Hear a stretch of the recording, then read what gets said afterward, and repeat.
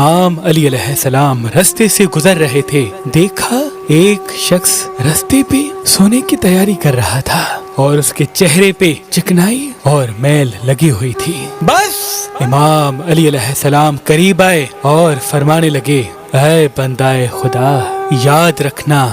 سونے سے پہلے اپنے چہرے اور ہاتھوں کو صحیح طرح سے دھو لینا، کیونکہ جو انسان رات کو چہرہ دھو کے نہیں سوتا تو شیطانی جن اس انسان کے چہرے کو چاٹتے رہتے ہیں اور یوں اس انسان کو ڈراؤنے خواب اور اس کے دماغ میں وہم اور نحس خیالات پیدا ہوتے ہیں۔ یاد رکھنا رات کو چہرہ دھو کے سونا مومن کی نشانی ہے، کیونکہ اس سے برکت کے فرشتے انسان کے آس پاس گھومتے رہتے ہیں، اس انسان کی حفاظت کرتے رہتے ہیں اور یوں انسان ذہنی دباؤ اور شیطانی امراض سے اللہ